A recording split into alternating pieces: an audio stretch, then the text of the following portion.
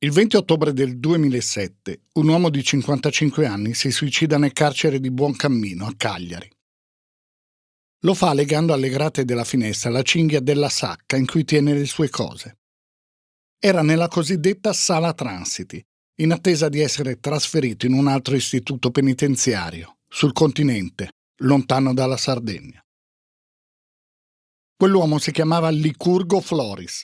Aveva già trascorso in carcere 18 anni, condannato a 30 per l'omicidio di una ragazza sedicenne di Carbonia, in Sardegna, Gisella Orrù, assassinata nell'estate del 1989.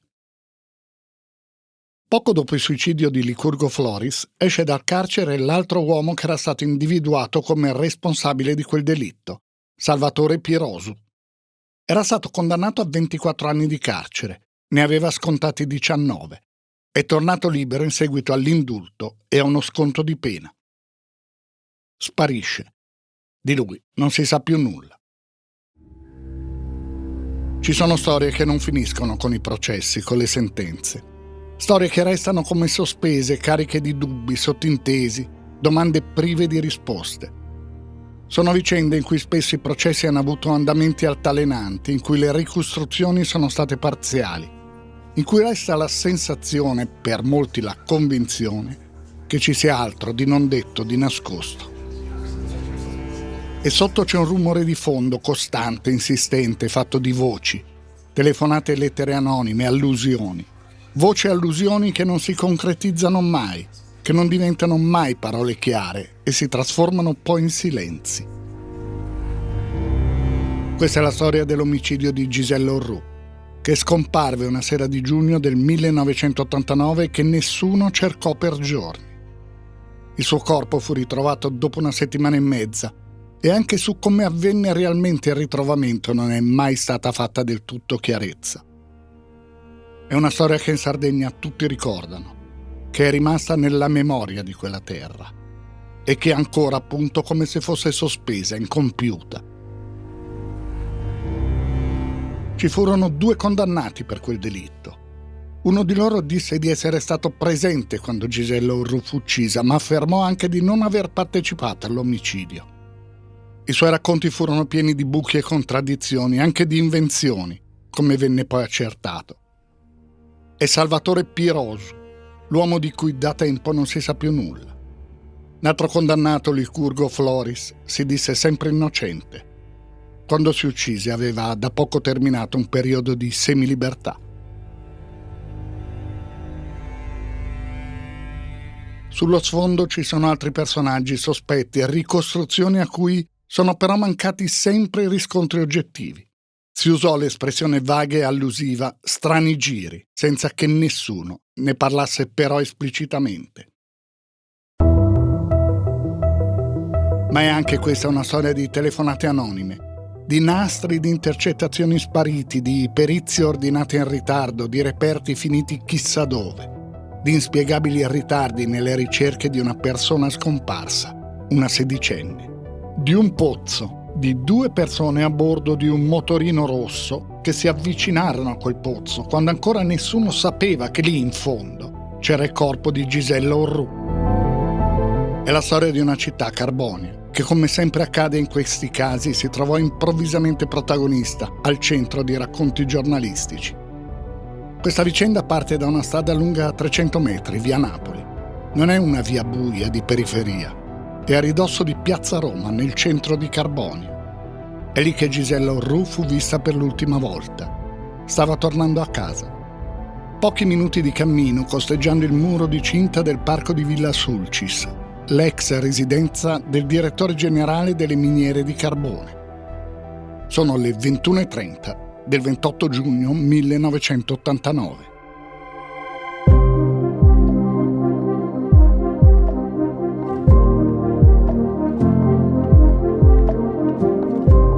Io mi chiamo Stefano Nazzi, faccio il giornalista da tanti anni e nel corso della mia carriera mi sono occupato di tante storie come questa, quelle che nel tempo vi sono diventate familiari e altre che potreste non aver mai sentito nominare. Storie di cronaca nera, di cronaca giudiziaria. Il podcast che state ascoltando si intitola Indagini ed è prodotto dal Post. Vi racconterò ogni mese, una volta al mese, una di queste storie, tentando di mostrare non tanto il fatto di cronaca in sé, il delitto in sé, bensì tutto quello che è successo dopo, il modo in cui si è cercato di ricostruire la verità, le indagini giudiziarie e i processi, con le loro iniziative, le loro intuizioni e i loro errori, il modo in cui le indagini hanno influenzato la reazione dei media e della società e il modo in cui i media e la società hanno influenzato le indagini.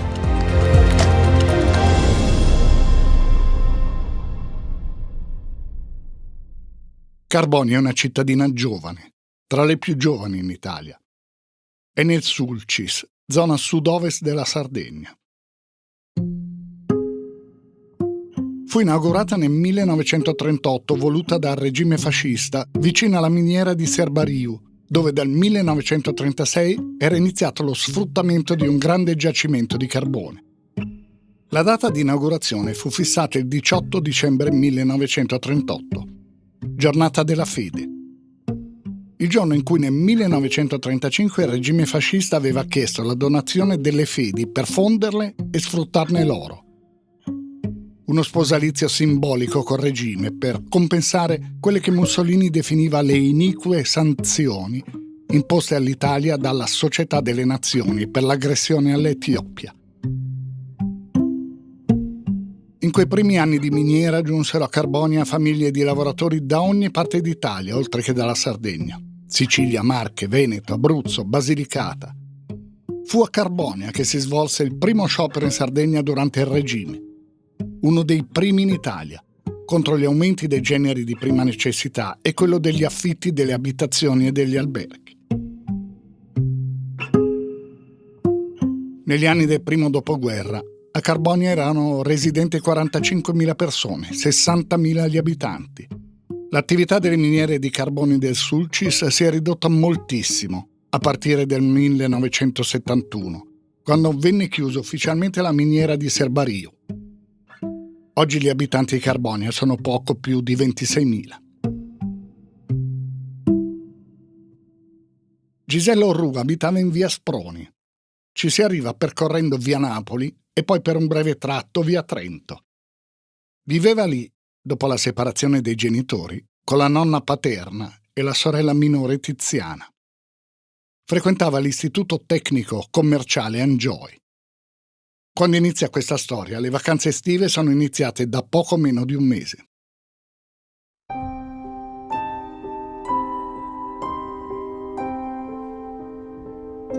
Il 28 giugno 1989, mercoledì, Gisella Orru esce di casa nel tardo pomeriggio per vedersi con il suo gruppo di amici.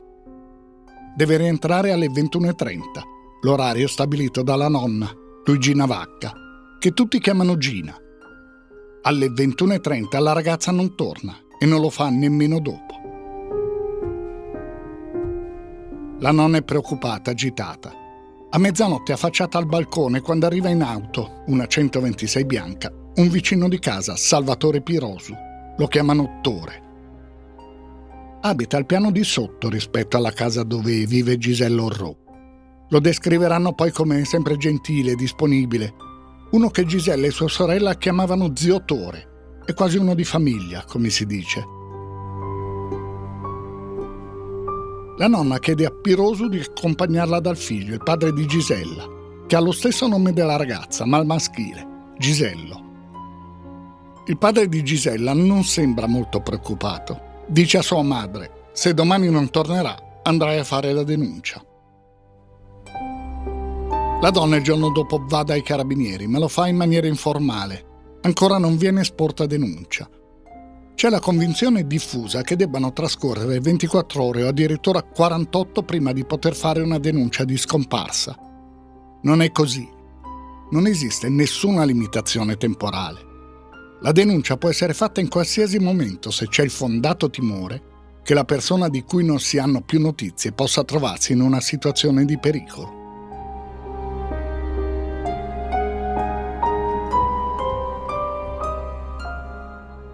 Quel giorno, il 29 giugno, però avviene qualcosa. Alle 10 del mattino arriva a casa della nonna una telefonata. Vacca Luigina? Sì. Non preoccupatevi, Gisella è con noi, andiamo in vacanza, stiamo via per un mese. Ma chi parla? Non le interessa. A chiedere di Luigina Vacca è stato un uomo che poi ha passato il telefono a una donna. L'utenza telefonica è intestata a Clorinda Orrù, zia di Gisella. Quindi chi ha chiamato conosce presumibilmente la famiglia. Ha chiesto di Vacca Luigina. Quasi nessuno la chiama così a Carbonia. La chiamano tutti Gina. Quasi nessuno, appunto. Un'altra telefonata arriva a Rosanna Zucca, nonna materna di Gisella, Iglesias. A telefonare una donna che chiede se Gisella sia già arrivata.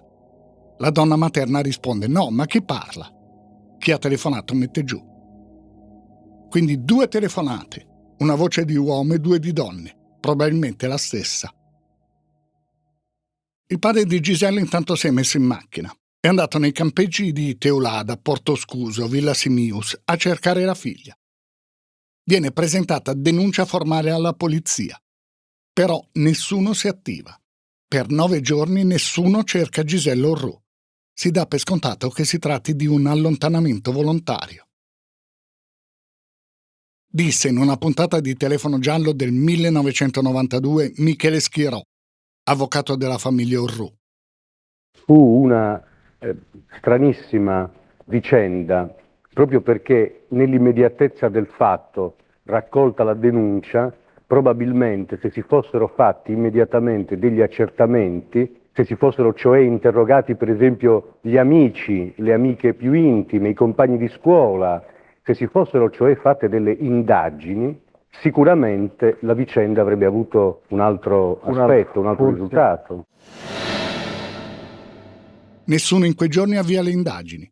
Non vengono nemmeno sentiti gli amici con cui Gisella Orrù è uscita quel giorno. Sono 3: Natascia, Massimo e Walter. Non succede quindi assolutamente nulla per 9 giorni. Poi 7 luglio 1989 Gisella Orrù viene trovata. Si dice che siano stati 3 ragazzini che stavano andando a pescare anguille nel Rio Milano a scorgere il corpo in fondo a quello che verrà definito un pozzo.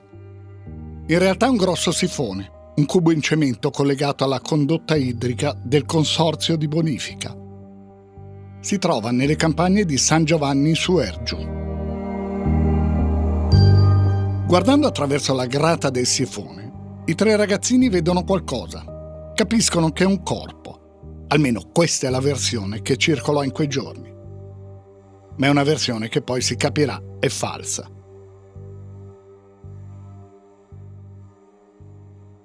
Questo è quello che disse l'avvocato Schirò. Bisogna tenere presenti alcuni aspetti. Il primo è che quel pozzo è profondo circa 11 metri, è buio ovviamente, e quindi è impensabile assolutamente che qualcuno dall'alto, dalle grate, attraverso le grate, abbia potuto vedere il cadavere galleggiare circa 11 metri più sotto. Però a questa scoperta si è arrivati, e si è arrivati anche qui attraverso una telefonata anonima. La stessa cosa la sostenne una persona che quel giorno arrivò nel luogo del ritrovamento per fare i rilievi con la videocamera. Disse che guardando attraverso le grate non si vedeva assolutamente nulla. Come avvenne realmente il ritrovamento è una delle tante domande di questa storia che non hanno avuto risposta netta. E questa domanda nel corso dei processi non venne fatta, semplicemente si ignorò la questione. Dice il giornalista Paolo Matteo Chessa, allora inviato del quotidiano Nuova Sardegna, che si è occupato del caso per molti anni e che ha scritto il libro Gisella, una verità in fondo al pozzo. Ci fu un certo imbarazzo da parte dei carabinieri ad ammettere che si mossero sulla scorta di una telefonata anonima. Ok? E quindi dissero, o meglio raccontarono, di 2 ragazzini che andavano a pesca di anguille in quel corso d'acqua, insomma una storiella un po' debole. Giornalisticamente, appunto, più tardi raccogliamo la testimonianza di una vedetta così chiamata del servizio antincendi, che dalla sua postazione notò poco prima dell'arrivo dei carabinieri due persone, chiamiamole persone perché fu molto vago nel dire un ragazzo e una ragazza o due ragazzi, che si fermarono lì in prossimità di quel sifone, perché è propriamente chiamato pozzo, ma in realtà è un sifone della condotta idrica. Uno di loro si affacciò alla gratta, andarono via, una decina di minuti dopo piombarono lì in forza i carabinieri. Quindi diciamo che la verità ufficiale con quella ufficiosa si scontrano un po'. Fatto sta che in fondo a quel cubo di cemento c'è il corpo di Giselle Aurou. È completamente nudo, ha un braccialetto di metallo intorno al polso destro, un orologio al polso sinistro e una catenina d'oro al collo. L'orologio di marca Winchester è funzionante. Il medico legale dà subito una prima risposta, che appare ovvia. Giselle Aurou è stata assassinata. È stata colpita alla nuca con diversi colpi, ma la morte è stata provocata da una stilettata al cuore. Dirà il medico legale, un mezzo molto appuntito di 4 mm di diametro, rigido, struttura costante, lungo circa 15 cm. Si dirà un ferro da maglia. A un certo punto un magistrato parlerà di un cacciavite a stella. L'oggetto non verrà mai individuato con certezza. Giselle Aurou, stabilirà l'autopsia, è stata abusata sessualmente, in modo feroce. La data della morte viene stabilita con approssimazione. Dato il tempo trascorso in acqua, in fondo al sifone, è difficile indicare con precisione l'esatta ora del decesso. L'autopsia parlerà di 8-10 giorni prima del ritrovamento del corpo. Ma c'è anche altro. Dice ancora Paolo Matteo Chessa. Ritengo che se si fosse partito proprio dai dettagli, dagli aspetti principali, quando la ragazza fu ritrovata priva di vita in fondo a quel pozzo, probabilmente si sarebbe potuta invocare anche una verità diversa rispetto a quella a cui si è poi approdati, che verità non è comunque. Intanto già nella fase del ritrovamento, perché giusto un dettaglio, quando il corpo senza vita fu riportato in superficie, i vigili del fuoco incautamente gli riversarono sopra alcune secchiate d'acqua. Questo probabilmente aveva modificato ciò che il medico legale avrebbe potuto appurare con maggiore sicurezza. Non vengono trovati né in fondo al pozzo né nei pressi gli abiti della ragazza. L'unico oggetto rinvenuto dai sommozzatori è una piccola pinza fermacapelli. Quando la notizia si diffonde, in città i giornalisti vanno all'appartamento degli Aurou.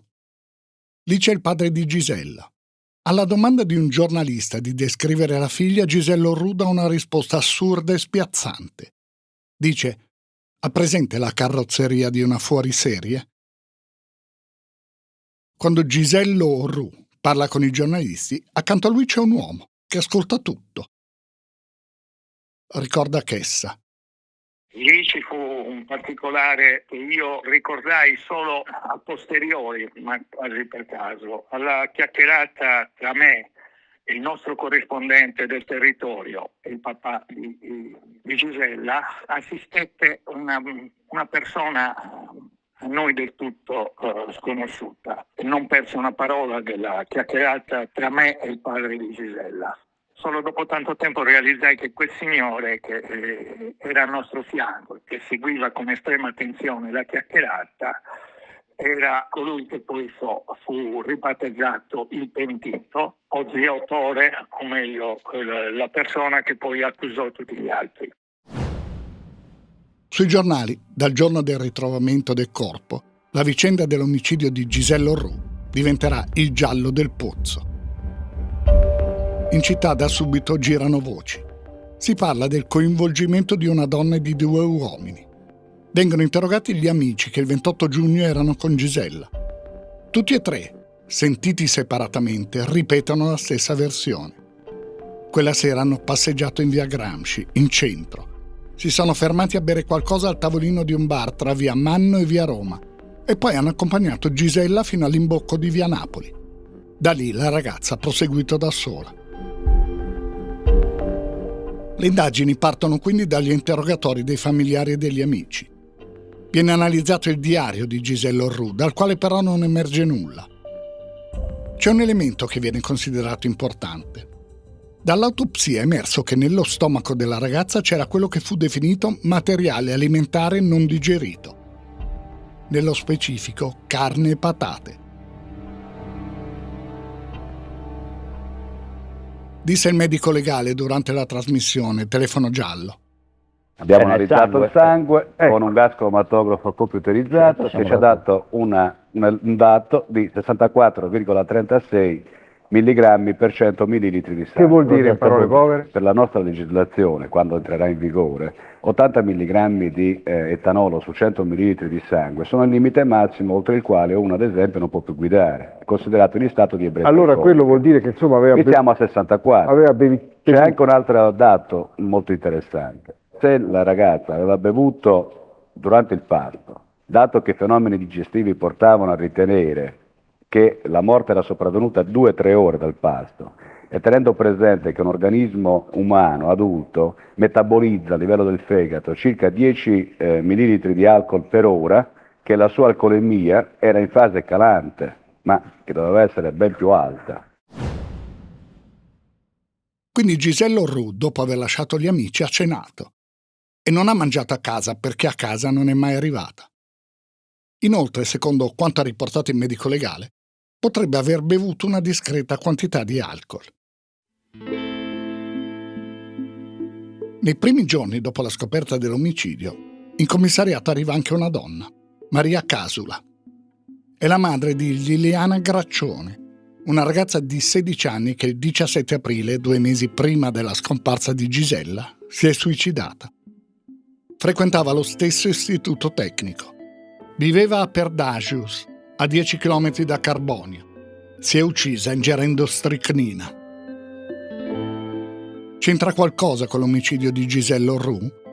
È un'altra domanda rimasta sempre in sospeso. Ma dopo il suicidio di Liliana Graccione, qualcuno parlò alla polizia di un diario della ragazza scomparso subito dopo la sua morte. Qualcuno disse alla stampa che quel diario era finito nelle mani del parroco del paese, che però negò tutto. Anche nel caso del suicidio di Liliana Graccione, si parlò in paese di quelli che venivano definiti strani giri. Queste due parole, strani giri, aleggiano su tutta questa vicenda, senza che però a livello investigativo si sia mai arrivati a nulla. La stessa madre di Liliana disse agli investigatori: se si fosse indagato a fondo sul suicidio di mia figlia, forse Gisella Orrù sarebbe ancora viva. C'è poi un altro fatto. La stessa notte della scomparsa di Gisella Orrù, un uomo di 40 anni, Angelo Canè, viene trovato morto, assassinato, non lontano da dove poi fu trovato il corpo della ragazza. Canè era conosciuto nella zona come un individuo che aveva l'abitudine di nascondersi per spiare le coppie che cercavano intimità. Del suo omicidio verrà poi accusato un amico con gravi problemi psichiatrici, ma a Carboni alle voci, quelle voci che accompagneranno tutta questa vicenda, ipotizzano che Canè possa aver visto qualcosa che riguarda ciò che è accaduto a Gisella Orrù e per questo sarebbe stato ucciso.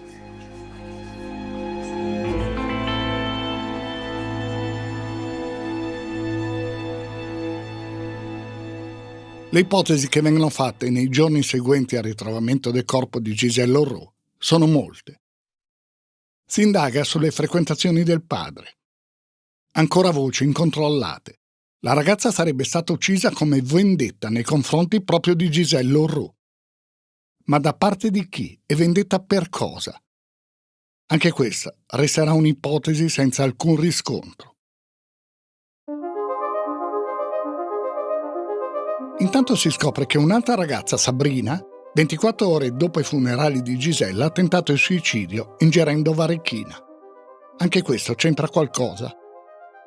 Sabrina viene interrogata in ospedale e parla di quella che definisce una delusione d'amore. Dice agli investigatori però che in diverse occasioni ha visto Giselle Orru passeggiare per Carbonia con un'altra ragazza e 2 uomini adulti, uno dei quali con vistosi tatuaggi sulle braccia. Fa anche il nome di uno dei 2 uomini, Franco Loddo. È un macellaio a precedenti penali e considerato uno importante nella malavita del Sulcis. Anche in questo caso la voce si diffonde.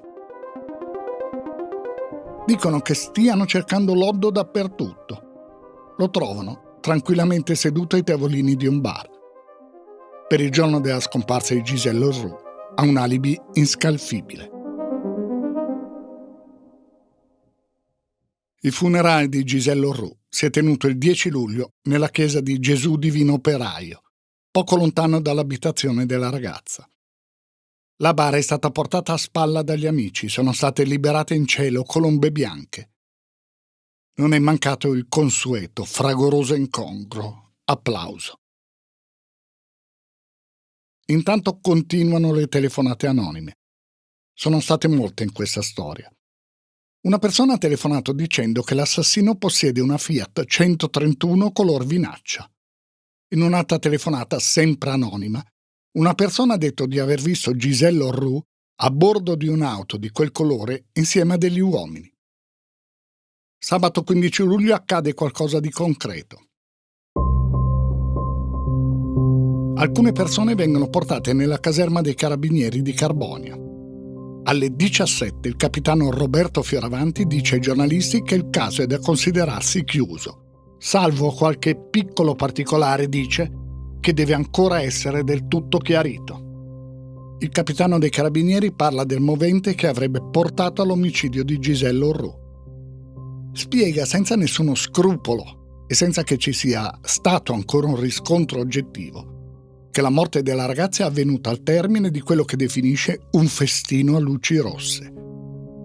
Giselle Orru sarebbe stata uccisa all'interno di un boschetto di eucalipti che delimita la spiaggia di Punta Trettu, a pochi chilometri da Mazzacara, frazione di San Giovanni su Ergio. Il capitano Fioravanti dice che sono in stato di fermo 4 persone. Una di loro è Salvatore Tore Pierosu, il vicino di casa di Giselle Orru, l'uomo che a bordo della sua 126 bianca ha accompagnato la nonna, la notte della scomparsa, a cercare la nipote.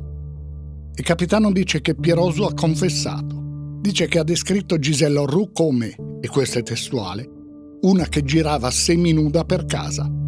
Pierosu avrebbe descritto Giselle Orru come una ragazza, questa è la parola usata, disinibita. Dice che però lui nella vicenda ha avuto un ruolo marginale, che c'era ma era lontano, insomma che non ha partecipato all'omicidio. E fa il nome di altre 3 persone. Il primo è Licurgo Floris, meccanico, conosciuto per piccoli precedenti. Poi Giampaolo Pintus, chiamato Titino, 30enne, tossicodipendente. E poi, dice Pierosu, c'era anche una donna, Gianna Pau, di 21 anni, chiamata Jeannette. Anche lei tossicodipendente che spesso, a causa della sua dipendenza e quindi della ricerca di denaro, si prostituisce. Salvatore Pierosu ha raccontato come si sarebbero svolti i fatti. Lui e Floris non sono amici, dice, solo conoscenti. Verso il 17 o il 18 giugno, Floris l'aveva fermato chiedendogli se conosceva una ragazza di nome Gisella. E guarda caso, proprio in quel momento Gisella stava passando di lì. Floris chiede a Pierosu di combinare un incontro. 10 giorni dopo, il 28 giugno, i due si incontrano di nuovo e Floris insiste che vuole conoscere Giselle Orru. Salgono sulla 126 bianca di Pierosu e iniziano a girare per il centro di Carbonia. Vedono Gisella con i 3 amici, poi lei che li saluta e si avvia a lungo via Napoli. I due la affiancano. Dopo un po' si fermano e la convincono a salire sull'auto. Vanno in Viale Trento, lasciano la 126 e salgono sulla Fiat 131 color vinaccia di Floris. A bordo ci sono già 2 persone, una donna e un uomo che, dice Pierosu, lui non conosce. Poi Floris chiede a Pirosu se conosce un posto appartato e lui risponde di sì. Indica il boschetto di eucalipti di Punta Trettu. A quel punto Pirosu scende, riprende la sua 126 e segue la 131 con a bordo gli altri 4. Ricordiamo che questo è il racconto che Salvatore Pirosu fece al comandante dei carabinieri. Arrivati al boschetto, Pirosu riconosce improvvisamente la ragazza che era a bordo della Fiat 131. È Gianna Pau, Jeannette. Floris invita Pirosu e Jeannette a restare lì. Pirosu sale a bordo della Fiat 131 mentre Floris, l'altro uomo e Gisella Orru si avviano verso il bosco di eucalipti. A quel punto, dice Pirosu, i 3 sarebbero già stati completamente nudi. Dopo un quarto d'ora Pirosu sente un urlo disperato. Poi, sempre secondo il suo racconto, vede Gisella Orru correre inseguita dai 2 uomini. Poi non vede più nulla. Infine vede Floris e Pintus uscire dal bosco con il corpo di Gisella Orru. Poi sarebbe stato lui stesso a indicare il sifone dove fa scomparire il corpo. Gisella Orru viene messa nel bagagliaio della 131 su cui salgono Floris e l'altro uomo. Guidano fino al pozzo. Sono, dice Pirosu, ancora completamente nudi. Pirosu li precede con la sua Fiat 126 insieme a Gianna Pau.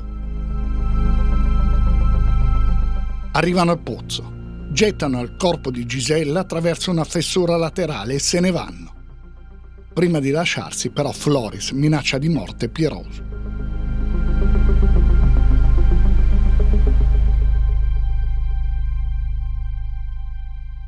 Ecco, questo è il racconto di Salvatore Pirosu. Ci sono molte incongruenze, come vedremo poi. E non si può non considerare grottesco il fatto che Floris e Pintus siano andati dal luogo dell'omicidio fino al pozzo con un cadavere nel bagagliaio, completamente nudi.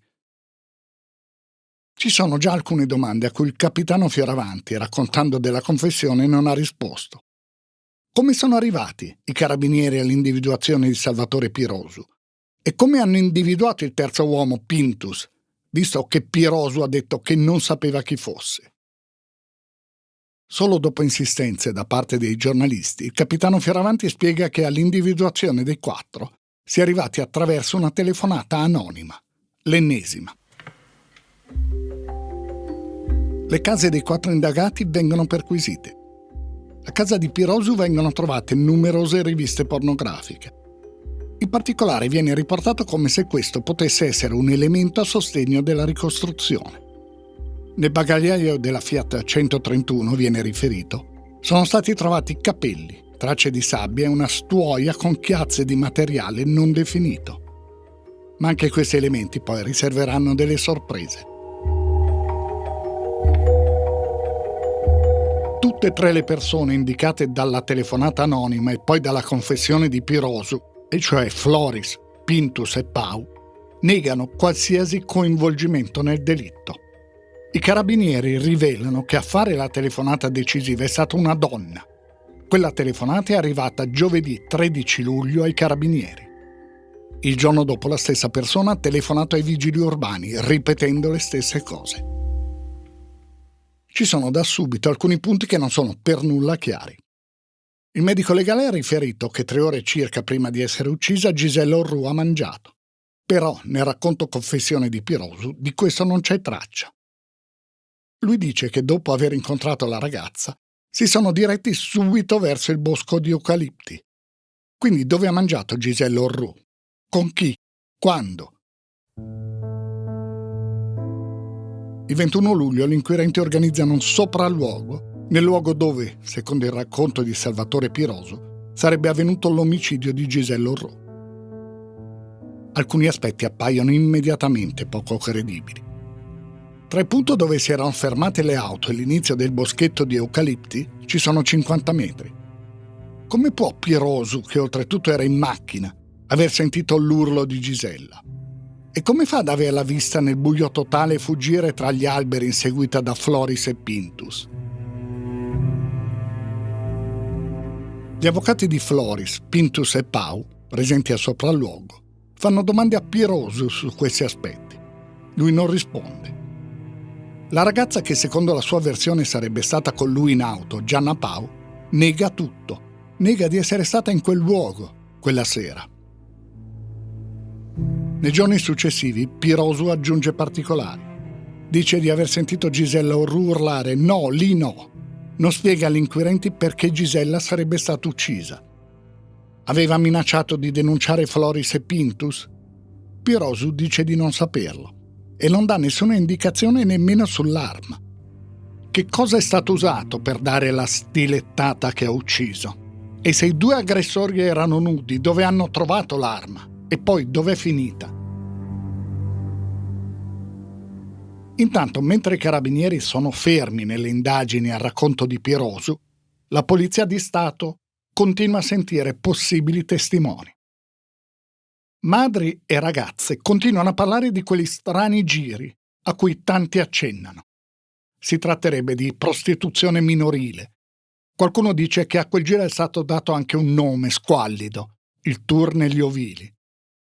Le ragazze molto giovani, ricattate o ingannate, venivano portate, secondo quella che oggi viene considerata una realtà storica ma non giudiziaria, in luoghi appartati fuori Carbonia e consegnate ad altri adulti. E questo sarebbe avvenuto anche la sera dell'omicidio di Gisella Orru. I difensori di Giampaolo Pintus chiedono la scarcerazione del loro assistito. Contro di lui non ci sarebbe nessun indizio a parte la confessione di Pirosu. Subito dopo anche i difensori di Gianna Pau ne chiedono la liberazione. Intanto il padre della ragazza assassinata, Gisello Orru, parla con i giornalisti. Dice: per me Gisella non è stata uccisa lì, davanti alla spiaggia di Punta Tretto, un luogo che Pirosu conosce bene. Mi pare che talvolta ci siamo anche andati a pescare. No, per me l'omicidio è avvenuto in un luogo chiuso, magari un casolare o forse un appartamento. Perché ucciderla? Non c'è uno straccio di movente. Avvio alla prostituzione, violenza carnale. Ammesso che sia proprio così, come si sente a raccontare, perché chiunque sia stato avrebbe dovuto rischiare il carcere a vita piuttosto che qualche anno di galera. Che cosa penso, quindi? Che potrebbe essere stata assassinata per impedirle di fare nomi, magari di chi le aveva messo gli occhi addosso. Se sto lasciando intendere che uno o più personaggi sono rimasti nell'ombra, assolutamente sì. Lo penso con tutta la mia forza e non servirebbe a nulla nasconderlo. Che questa ipotesi sia quella corretta lo sostengono in molti a Carbonia. Ma sono sempre voci, insistenti, continue, ma voci. Nessuno parla apertamente indicando nomi, luoghi e avvenimenti. E le telefonate anonime continuano. Una spiegazione la dà Paolo Matteo Chessa. In quel periodo il clima in quel di Carbonia non era, per così dire, dei più rilassati. C'erano delle situazioni un po' particolari, c'era la presenza di personaggi, chiamiamoli pure con il loro nome, un clan di mafiosi, i più sanguinari, in guerra con Cosa Nostra, i cosiddetti stidali. Quindi in città si avvertiva già la pesantezza di queste presenze. Di conseguenza le persone avevano grosse perplessità a rispondere anche alle domande, soprattutto a quelle dei cronisti. Posso solo dire che le persone molto più disponibili furono i familiari della povera Gisella, in particolare il padre. Arrivano nel frattempo i risultati di alcune perizie. Tra i capelli di Gisella Orru erano stati trovati al momento dell'autopsia granelli di sabbia. Non sono però compatibili con la sabbia di Punta Tretto. Sono arrivati anche i risultati dell'esame sulle macchie ritrovate sulla stuoia dell'auto di Floris, la Fiat 131. Non si tratta di sangue. Intanto a ottobre entra in vigore il nuovo codice di procedura penale. Viene abolita la figura del giudice istruttore, che è sostituita dalla figura del GIP, giudice per le indagini preliminari. Il giudice istruttore aveva fino ad allora il potere assoluto nelle indagini, mentre il GIP esercita una funzione di garanzia e di controllo, ad esempio sui tempi delle indagini condotte dalla procura, sulla legittimità dell'attività del pubblico ministero, sul rispetto dei diritti della difesa. Anche nel caso dell'indagine sull'omicidio di Gisella Orrù, gli atti passano dal giudice istruttore al giudice per le indagini preliminari, Alessandro Lener. L'11 dicembre viene ordinato un nuovo sopralluogo a Carbonia e a Punta Tretto.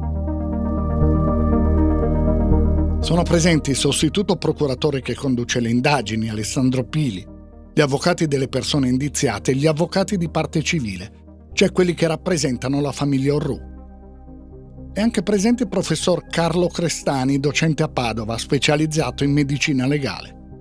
Il sopralluogo inizia in un grande capannone dove sono custodite le auto degli accusati, la Fiat 126 di Pirosu e la Fiat 131 di Floris. Quindi tutti si spostano al Pozzo Sifone, ma prima il jeep vuole passare in via Sproni. Pirosu ha detto che dalla sua abitazione poteva vedere le finestre di Luigina Vacca, osservando così Gisella Orrù in quelli che aveva definito atteggiamenti provocanti e disinibiti. In realtà da casa di Pirosu è impossibile vedere le finestre dell'abitazione dove viveva la ragazza.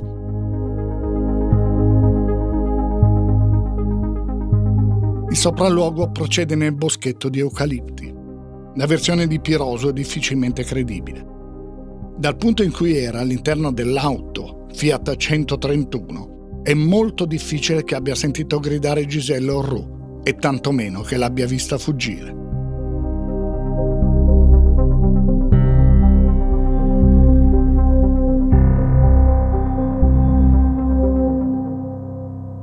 Pochi giorni dopo viene scarcerata Gianna Pau. La nonna e la zia della ragazza uccisa hanno escluso che la voce della donna che ha telefonato il giorno successivo alla scomparsa fosse la sua. Viene trasferita in una comunità che si occupa di aiuto alle persone tossicodipendenti.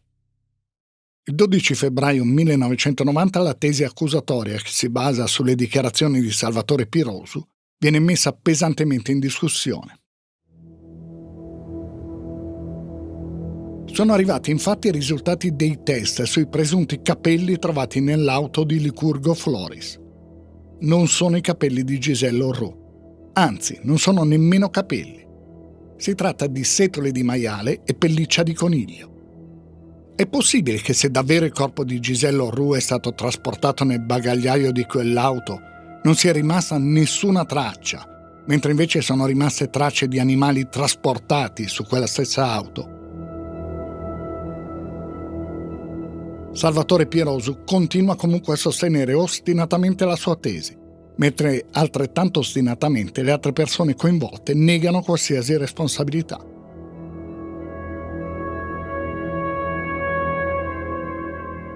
Le voci in città non si fermano e continuano a ipotizzare che siano altre le persone coinvolte nel delitto.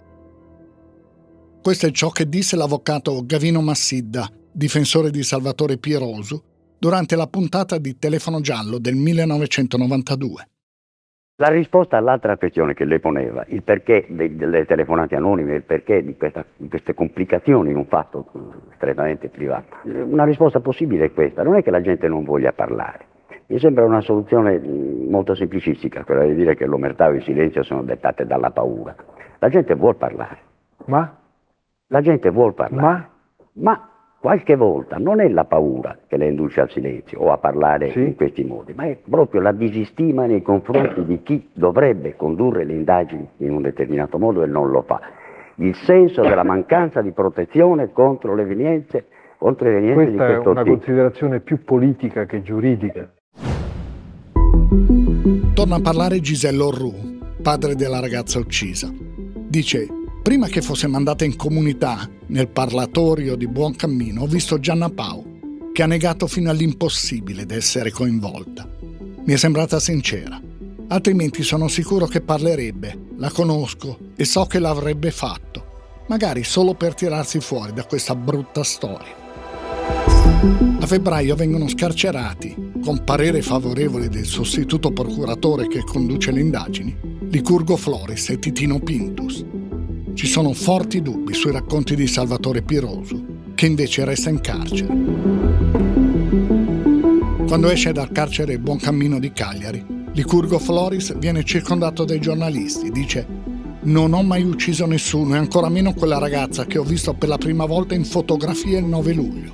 Sono innocente, con questa storia non c'entra assolutamente nulla. Sono stato arrestato per le accuse di un pazzo.